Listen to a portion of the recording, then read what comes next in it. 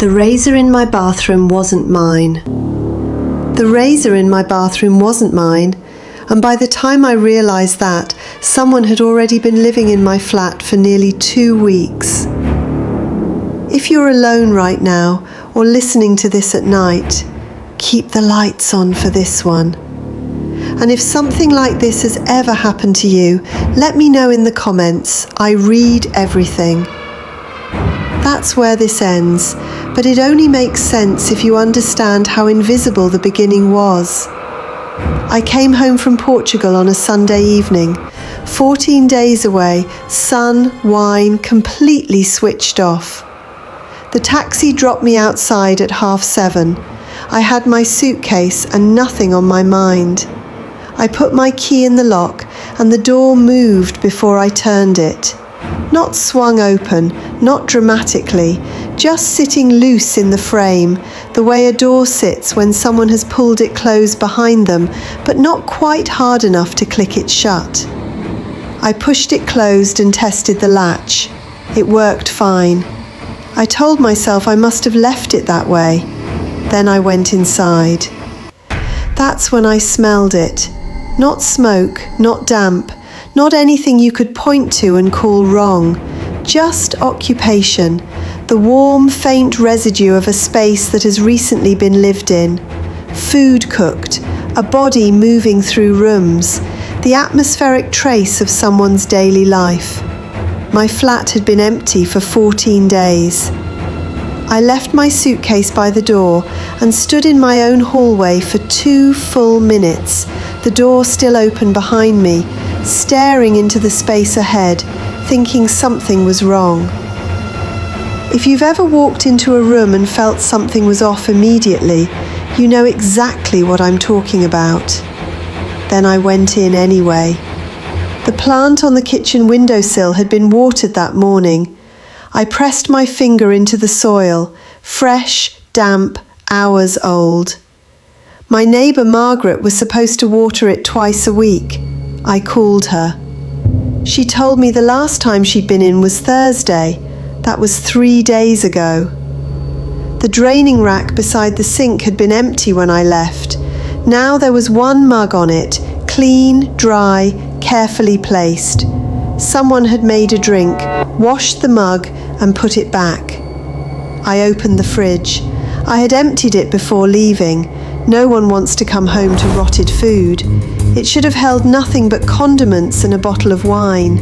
Instead, there were yogurts I hadn't bought, a block of my cheese with a fresh cut through it, and on the middle shelf, a sealed container of leftovers, rice-based, home-cooked, still cold, recently made. Someone had been storing their food in my fridge, not breaking in, living. At this point, be honest, would you have stayed or would you have left immediately?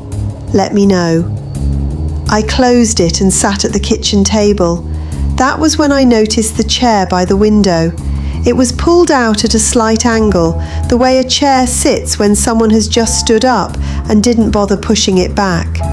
Someone had been sitting there, looking out of my window at my street. I went to the bedroom. My bed was made, which wasn't unusual.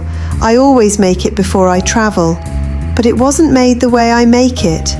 I've made my bed the same way for 20 years. Duvet folded back 6 inches at the top, pillows turned inward. The bed in front of me was neat, careful, correct. Just not mine. On the bedside table was a glass of water, 3/4 full. Clear, cold, fresh. I hadn't left that there. I had washed it before I left. I stood in the doorway, looking at the bed, the pillows, the glass of water, and felt something shift inside me. Not fear, certainty.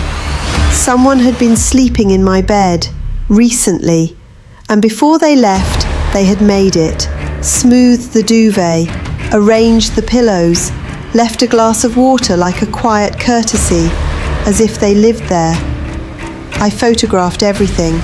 The bathroom, the living room, the office, each space just slightly wrong. Towels folded differently, The remote moved. The blanket folded into a shape I didn't use, one cushion out of place.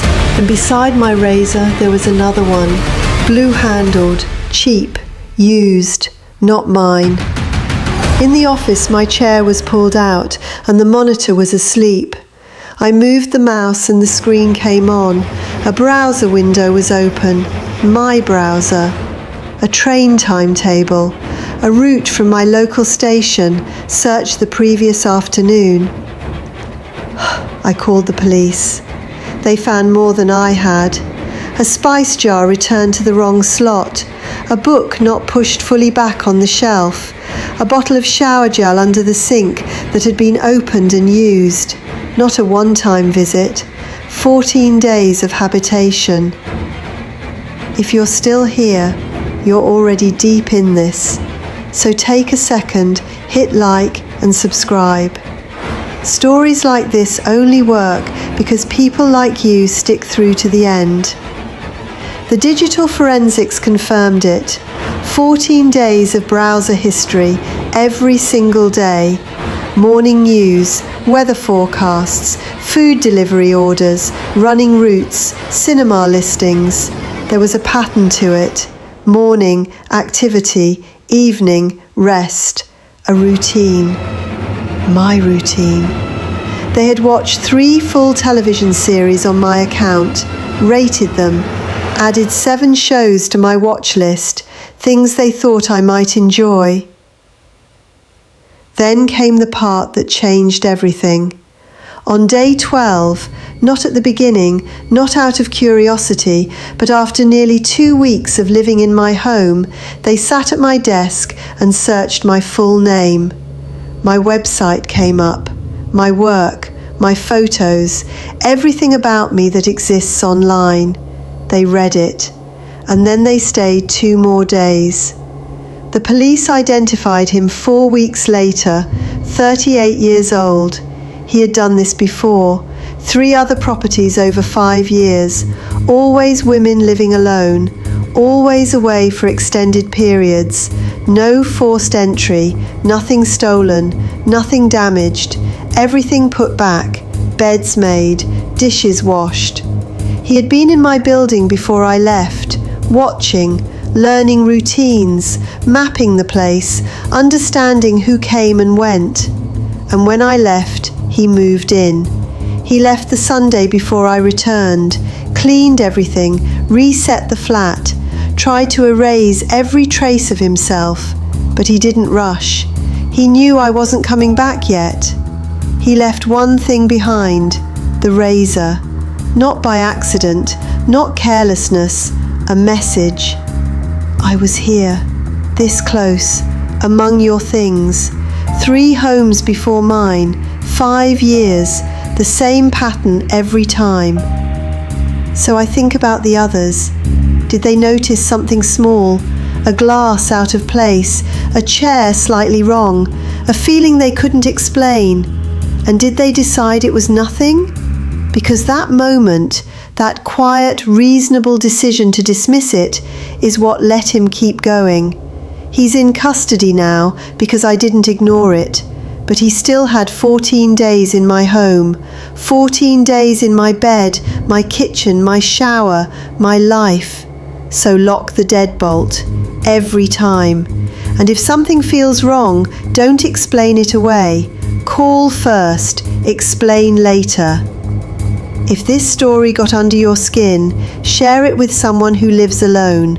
Seriously, you might be helping them more than you think. Because somewhere right now, someone is standing in their hallway, trying to decide whether the feeling they have is real or paranoid. And he is counting on them, choosing paranoid.